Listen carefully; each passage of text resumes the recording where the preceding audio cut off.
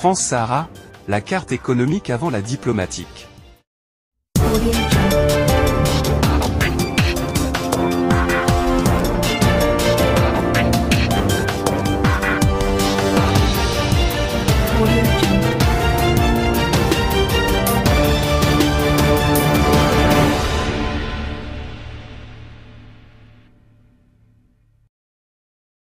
Tous les chemins mènent à Rome. Toutes les options peuvent aboutir à une reconnaissance de la souveraineté du Maroc sur son Sahara. La France a choisi de privilégier la piste économique avant d'annoncer le grand jeu diplomatique. Pour le Royaume, tout est bénéfique. L'essentiel est le résultat final. Et pour cause. Lorsque le tout nouveau ministre des Affaires étrangères français, Stéphane Séjourné, avait au cours de son premier voyage au Maroc, promis que la France allait accompagner la dynamique du développement économique au Sahara marocain, il se trouvait des esprits suspicieux pour balayer cette posture d'un revers de la main.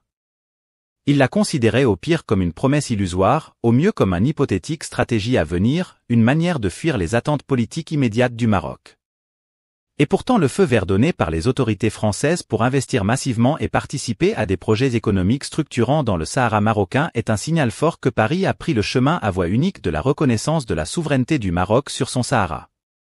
Et il paraît même que sur ce plan particulier de l'intérêt économique que suscitent ces provinces sahariennes, la France serait même en avance par rapport à de nombreux pays européens qui avaient politiquement clarifié leur positionnement sur la Sahara.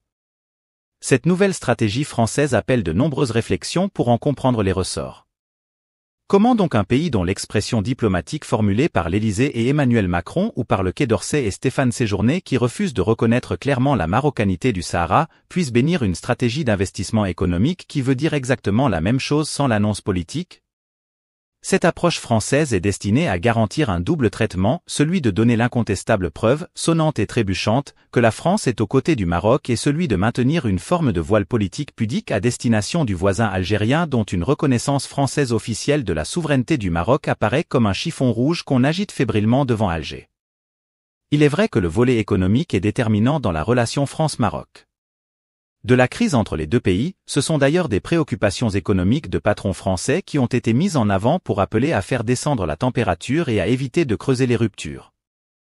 Il faut dire aussi que la France ne veut pas rester en dehors de la grande reconfiguration économique de la région, initiée par le roi Mohamed VI sur la façade atlantique du Sahara et qui a vu cette partie du monde se transformer à vue d'œil et exercer par conséquent une attractivité sur de nombreux opérateurs économiques internationaux, production d'hydrogène vert, construction du port de Dakhla Atlantique, usine de dessalement, autoroute électrique Dakhla-Casablanca.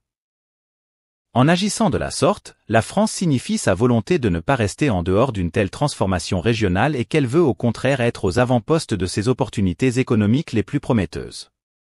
Cette validation de l'investissement français dans le Sahara marocain, qui va être mise en scène par les multiples visites de ministres français au Maroc, notamment celle des ministres français du commerce extérieur, Franck Riester, et de l'économie et des finances, Bruno Le Maire.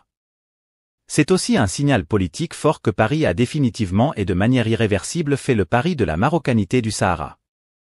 Il reste à trouver les mises en scène diplomatiques à la hauteur de cet événement pour bien marquer ce tournant.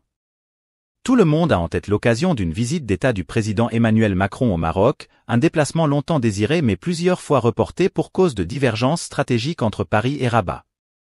La séquence politique régionale qui s'annonce avec la tenue des élections présidentielles algériennes anticipées le 7 septembre et la réélection programmée du président Tebboune et sa visite tout aussi programmée en France sera une opportunité de clarification de la position française.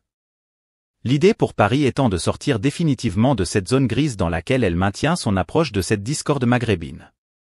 À ce moment-là, il sera possible d'ajuster la démarche économique avec l'expression diplomatique et Paris rejoindra officiellement le club de plus en plus grand des pays qui reconnaissent sans ambages la souveraineté du Maroc sur son Sahara.